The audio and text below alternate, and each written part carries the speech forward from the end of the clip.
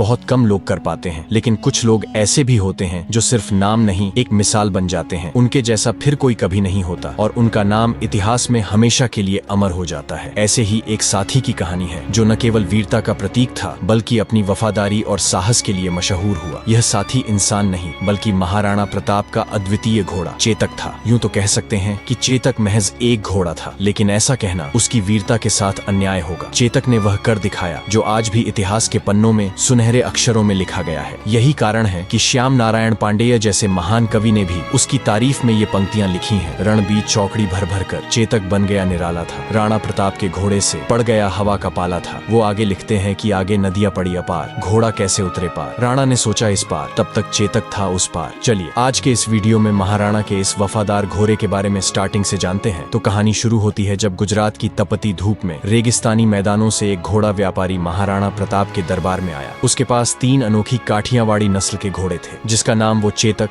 त्राटक और अटक बोलता था। व्यापारी ने अपने तीनों घोड़ों पर गर्व करते हुए कहा, महाराज ये घोड़े अद्वितीय हैं, वफादारी और ताकत में सबसे ऊपर। आपके जैसे वीर राजा के लिए ये अनमोल साथी बन सकते हैं। महाराणा प्रताप ने शांत होकर कहा, ये तो मैं मानूंगा ही नहीं जब तक खुद न देख लूं। दिखाओ ये घोड़े वफादार और बहादुर कैसे हैं। व्यापारी ने मुस्कुराते हुए अटक को चुना। उसके पैरों को मोटी रस्सियों से बांध दिया ताकि वह हिल भी न सके और कुछ दूर जाकर एक अजीब तेज आवाज निकाली। आवाज सुनते ही अटक की आंखों में ज्वाला जल उठी। उसे ऐसा लगा जैसे उसका मालिक संकट में हो। वह अपने मालिक की आवाज सुनकर जैसे पागल हो गया था। उसने पूरी ताकत से रस्सियां तोड़ने की कोशिश की, मगर रस्सियां टूटने के बजाय उसके पैर ही शरीर से अलग हो गए और खून बहने लगा। पर अटक अपने स्वामी तक पहुंचने का प्रयास करता रहा, तब तक जब तक उसकी आंखें हमेशा के लिए बंद नहीं हो गईं। महाराणा प्रताप इस दृश्य को देख स्तब्ध रह गए। उन्होंने अपने जीवन में ऐसा अद्वितीय साहस और वफादार घोड़ा कभी नहीं देखा था। इस अविश्वसनीय दृश्य के बाद महाराणा प्रताप ने तुरंत व्यापारी से चेतक और त्राटक दोनों घोड़ों को खरीद लिए। तभी दरबार में खड़े महाराणा के छोटे सौतेले भाई शक्ति सिंह की भी नजरें उन घोड़ों पर टिकी थीं। उनके मन में भी एक वफादार घोड़े रखने की इच्छा थी। महाराणा प्रताप अपने छोटे भाई की इच्छा समझते हुए चेतक को अपने पास रख लिया और त्राटक को उपहार स्वरूप शक्ति सिंह को दे दिया। धीरे धीरे चेतक महाराणा प्रताप का सबसे प्रिय साथी बन गया था। किसी ने ठीक ही कहा है कि अगर आप शेर के साथ रहोगे तो आप भी शेर की तरह बहादुर और शक्तिशाली बन जाओगे। चेतक भी महाराणा प्रताप के साथ रहकर धीरे धीरे उन्हीं की तरह शक्तिमान, तेज और महाबली बन गया था। वह महाराणा को पहाड़ों और घने जंगलों में इस तरह ले जाता मानो हवा से बात कर रहा हो। उसकी चाल में इतनी तेजी थी कि दुश्मन उसे पकड़ ही नहीं पाते। महाराणा भी चेतक को अपने पुत्र के समान मानने लगे और चेतक भी महाराणा के प्रति अटूट निष्ठा और प्रेम दिखाने लगा। धीरे धीरे समय तेजी से बीतने लगा और फिर आया हल्दी घाटी का युद्ध, जहां पर मुगल सेना लगभग 1 लाख सैनिकों की विशाल ताकत के साथ युद्ध के मैदान में उतरी थी। इसके मुकाबले में महाराणा प्रताप की सेना मात्र 20,000 सैनिकों की थी। इस विशाल संख्या के अलावा मुगल सेना के पास कई शक्तिशाली हाथी भी थे जो युद्ध में तबाही मचाने के लिए जाने जाते थे, लेकिन मेवाड़ की सेना के पास हाथियों की संख्या बहुत कम थी। ऐसे में महाराणा को अपने योद्धाओं और खासकर अपने घोड़ों पर ही पूरा भरोसा था। इस युद्ध में महाराणा प्रताप ने चेतक के माथे पर हाथी की नकली सूंड बांध दी थी ताकि वह युद्ध में मुगल सेना के हाथियों को धोखा दे सके। मुगल हाथी चेतक को देखकर उसे अपने बच्चे जैसा समझते थे और उस पर हमला नहीं करते थे। यह महाराणा की युद्ध रणनीति का एक महत्वपूर्ण हिस्सा था। लेकिन कुछ इतिहासकार यह भी कहते हैं कि मुगल सैनिकों को यह भ्रम होता था कि सामने से कोई हाथी धीरे धीरे उनकी ओर आ रहा है, लेकिन यह उनकी सबसे बड़ी भूल साबित होती थी। जैसे ही वे चेतक को हाथी समझकर धीमे होने की उम्मीद करते, चेतक बिजली की रफ्तार से हवा में दौड़ता हुआ मुगलों के बीच पहुंच जाता। उसकी गति इतनी तेज थी कि वह एक पल में ही युद्ध के एक छोर से दूसरे छोर तक पहुंच जाता और मुगलों को चकमा देते हुए उन्हें धूल चटा देता। इसी युद्ध ने चेतक को इतिहास के सुनहरे पन्नों में महान घोषित कर दिया, क्योंकि इस युद्ध में चेतक और महाराणा का साथ ऐसा था मानो दोनों एक दूसरे के विचारों को बिना कहे समझ लेते हों। चेतक न केवल महाराणा के इशारों को पढ़ लेता बल्कि उनकी सुरक्षा के लिए अपनी रणनीति खुद तैयार कर लेता था। इस युद्ध के मैदान में महाराणा ने अगला कदम सोचा भी नहीं होता, चेतक पहले ही उसका अंदाजा लगाकर उसे पूरा करने के लिए तैयार रहता था। चेतक की ताकत और सहन शक्ति की अंदाजा आप इससे लगा सकते हो कि वह महाराणा प्रताप के साथ 81 किलो का भाला, 72 किलो का छाती का कवच, 25-25 किलो की 2 तलवारें, और खुद महाराणा का 110 किलो का वजन लेकर युद्ध भूमि में ऐसे दौड़ता मानो हवा को भी मात दे रहा हो। उसकी गति इतनी तेज थी कि दुश्मन उसकी चाल को पकड़ ही नहीं पाते थे। एक पल में वह एक ओर होता और अगले ही पल दुश्मनों के घेरे को चीरता हुआ दूसरी ओर पहुंच जाता। इस युद्ध में मानो चेतक आग उगल रहा था। तभी महाराणा प्रताप ने उसकी लगाम खींचते हुए कहा, चेतक, आज हमें उस मानसिंह तक पहुंचना है। मैं यहाँ बता दूं कि मानसिंह इस युद्ध में मुगलों के सेनापति था। वह भी एक राजपूत था जिसके बुआ या आमेर के सहजादी हरकाबाई से अकबर ने शादी कर लिया था। चेतक ने महाराणा के शब्दों का मानो कोई उत्तर न दिया, बस एक झटका लिया और हवा से बातें करने लगा। अपने माथे पर बंधी नकली हाथी की सूंड के कारण मुगल सेना पहले ही भ्रम में थी। कोई समझ ही नहीं पा रहा था कि ये हाथी इतनी गति से कैसे आगे बढ़ सकता है। जैसे ही चेतक ने मुगल सेना की कतारों को भेदते हुए महाराणा को मानसिंह के करीब ला खड़ा किया, वह अपने पिछले पैरों पर खड़ा हो गया और अपने अगले दोनों पैरों को मानसिंह के हाथी के सिर पर टिका दिया। मानो चेतक के भीतर भी वही ज्वाला जल रही थी जो महाराणा की आंखों में थी। महाराणा प्रताप ने पूरी ताकत से अपनी भाला उठाई और मानसिंह की ओर निशाना साधा, लेकिन ठीक उसी क्षण मानसिंह हाथी के हौदे में छिपकर बच निकला, लेकिन उसका महावत मारा गया। फिर चेतक ने जैसे ही अपने पैर जमीन पर रखने की कोशिश किया, तभी मानसिंह के हाथी की सूंड में बंधी तलवार से चेतक का एक पैर गंभीर रूप से कट गया। इसका फायदा उठाकर मुगलों ने महाराणा को चारों ओर से घेरने का प्रयास शुरू कर दिया। महाराणा भी युद्ध में लड़ते लड़ते अब बुरी तरह से घायल हो चुके थे और उनकी स्थिति गंभीर हो रही थी। इस नाजुक समय में झाला मन्ना, जो महाराणा प्रताप से काफी मिलते जुलते थे और लगभग उनकी जैसी कदकाठी रखते थे, तुरंत महाराणा के पास आए। उन्होंने कहा, महाराणा, आप इस युद्ध को छोड़कर चले जाएं, क्योंकि युद्ध तभी जीते जा सकते हैं जब राजा जीवित रहें। मेवाड़ को आपकी जरूरत है, आपका जीवित रहना अत्यंत आवश्यक है। महाराणा प्रताप पहले तो जाने में संकोच कर रहे थे, लेकिन चेतक की हालत देखकर उन्होंने अपना मुकुट और सिर से राज चिन्ह उतारकर झाला मन्ना को सौंप दिया। इसके बाद वे घायल चेतक पर चढ़कर रणभूमि से जंगल की ओर चल पड़े। इधर रणभूमि में मुगलों को भ्रम हो गया और उन्होंने झाला मन्ना को ही महाराणा समझकर उन पर हमला कर दिया। झाला मन्ना ने अद्वितीय साहस का परिचय देते हुए मुगलों का सामना किया और अपने प्राणों की आहुति देकर अंतिम क्षणों तक मुगलों को रोके रखा, ताकि महाराणा प्रताप सुरक्षित रह सकें और मेवाड़ की लड़ाई जारी रह सके। इधर चेतक अपने घायल पैरों के साथ महाराणा को मुगलों से दूर ले जाने के लिए पूरी ताकत से भाग रहा था। वह अपने घाव के दर्द से कराह रहा था, लेकिन उसकी गति में मानो कोई कमी नहीं थी। ऐसा लग रहा था जैसे वह अपने स्वामी को सुरक्षित रखने की जिद में हवा से बातें कर रहा हो। पीछे मुगलों का कुछ दल लगातार पीछा कर रही थी। तभी एक मुगल सैनिक ने चेतक के घायल पैर पर एक भला फेंका, जिससे चेतक की चोट और भी गंभीर हो गई। इसके बावजूद चेतक ने महाराणा को छोड़ने का नाम नहीं लिया और अपने अंतिम बल के साथ दौड़ता रहा। रास्ते में अचानक एक 26 फीट गहरा नाला आ गया। महाराणा के मन में एक पल को लगा कि अब शायद बचना मुश्किल है। यहीं पर श्याम नारायण पांडेय जी ये लाइन लिखते हैं कि आगे नदियां पड़ी अपार, घोड़ा कैसे उतरे पार। राणा ने सोचा इस पार, तब तक चेतक था उस पार, लेकिन तभी चेतक ने अपनी जिंदगी की सबसे बड़ी छलांग लगाई। अपने आखिरी प्राणों की ताकत से उसने वह नाला पार कर दिया और महाराणा को सुरक्षित दूसरी ओर पहुंचा दिया। मुगल सैनिक उस नाले को पार नहीं कर पाए, लेकिन चेतक की यह विशाल छलांग उसके लिए अंतिम साबित हुई, क्योंकि दूसरी ओर पहुंचते ही वह दर्द में टूटकर गिर पड़ा और वहीं महाराणा के गोद में अपना सर रखकर वीर गति को प्राप्त कर लिया। उसकी इस अंतिम बहादुरी ने महाराणा को मुगलों से सुरक्षित बचा लिया, क्योंकि पीछा करती मुगल सेना इस नाले को पार नहीं कर सकी। तभी अचानक आगे की जंगलों से घोड़ों की टापों की आवाज सुनाई दी। महाराणा ने जब देखा तो उनके सामने उनके सौतेले भाई शक्ति सिंह खड़े थे। शक्ति सिंह, जो हल्दी घाटी के युद्ध में महाराणा के खिलाफ मुगलों की ओर से लड़े थे, अपने बड़े भाई को संकट में देखकर अकबर के पक्ष को छोड़कर तुरंत उनकी सहायता के लिए दौड़ पड़े। उनकी आंखों में पश्चाताप की गहरी भावनाएं थीं। शक्ति सिंह ने महाराणा के पास आकर भारी स्वर में कहा, भैया मुझे माफ कर दो। महाराणा पहले ही चेतक की मृत्यु से दुखी थे। चेतक का यह बलिदान उनके लिए असहनीय था, लेकिन इतने कठिन समय में भी महाराणा ने अपने दिल के बोझ को भुलाकर शक्ति सिंह को क्षमा कर दिया। इस भावुक क्षण के बाद शक्ति सिंह ने महाराणा को अपना घोड़ा त्राटक दे दिया। जैसा कि मैं बताया था, त्राटक को महाराणा ने ही शक्ति सिंह को दिया था। फिर दोनों मिलकर चेतक की वही अंतिम संस्कार किए और उसके बाद महाराणा त्राटक पर बैठकर जंगल की ओर निकल गए। उम्मीद है चेतक की यह बलिदान की कहानी आपको पसंद आया होगा। अगर आप महाराणा प्रताप के बचपन के बारे में जानने में इंटरेस्टेड हो तो आप इस वाले वीडियो को जरूर देखें। चलिए फिर मिलते हैं ऐसे ही वीर लोगों की एक और कहानी के साथ। तब तक के लिए गुड बाय।